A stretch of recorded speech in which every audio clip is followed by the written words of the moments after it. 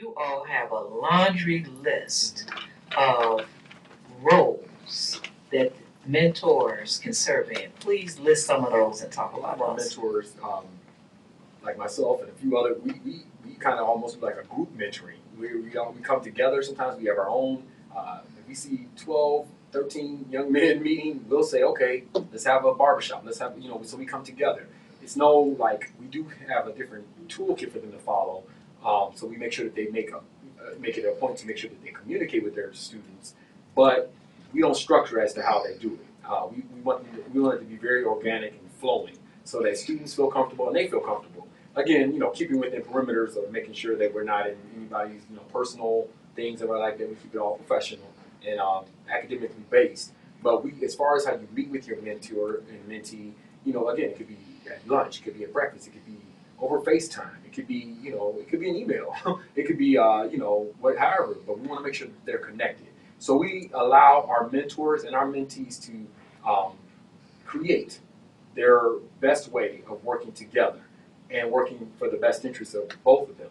Because we find that just as much as the mentee needs the mentor needs the mentee too. It keeps them connected to see what's going on as a student. It's one thing, a lot of our mentors we have faculty and staff that serve as mentors, but sometimes we get so busy, we're not in the classroom, we're not seeing what's going on, we're just focused on making sure that everything is going smoothly for the student. But when we have that mentor connection, they say, thank you for this opportunity, but did you all know this is going on too? It helps us to stay grounded and stay focused, and again, make sure that we're working well for our students. So we let them create the best flow of communication between each other, and it works. And then they come together.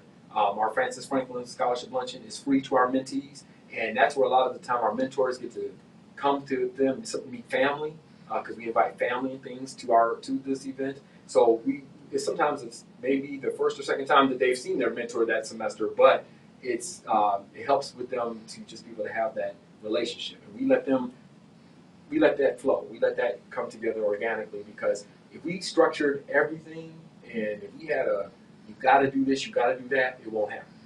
At one point we were saying you must, and then we realized no, do it your way, because we don't want to make the student feel like, okay, this is too much, or we don't want the mentor on top of being faculty, staff, working, they got a life too. So we let them work it out. And like for myself and my mentors, they'll text me, Mr. Smith, I'm doing well. I made Dean's List. Or Mr. Smith, can I talk to you? Are you in your office? Things like that. And I'm fine. Text me, And I have, one of my mentees right now, I talk to him and his mother. His mother would say, Mr. Smith, whatever you did, keep doing it. she'll text me, and that's fine. And then she became a student. She saw how well we were working with her son. She registered. And she said, if I see what you're doing with my son, and he's 20-some-odd years old, but she was like, he wouldn't listen to me, but I see him taking everything you're saying, and I started looking at some of his assignments, and I started saying I can do it. So she registered. So we are fortunate to say that a lot of our students, it becomes a family affair. We meet the parents, the grandparents, the children of students, and they become students as Tri-C as well. And it just works out all around, and it becomes one big family. And that's what we are, a BAC. You get connected with us, it's a family, and we make sure that you're connected.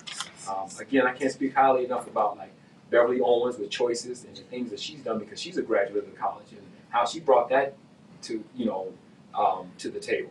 Dr. Tony Pickens with the Minority Women's Leadership Initiative, phenomenal professor and counselor at our Western campus. They bring their personal touch to that, and then myself with Dr. Webb, Terry Webb, and Dr. Lemuel Stewart, and so many others, Dr. Chris Hawkins. We do so much with our young men. We do all we can. We have Black and Brown Male Summits. We do all kinds of things. So again, we take our personal and bring it into reality, and we make sure our students see that.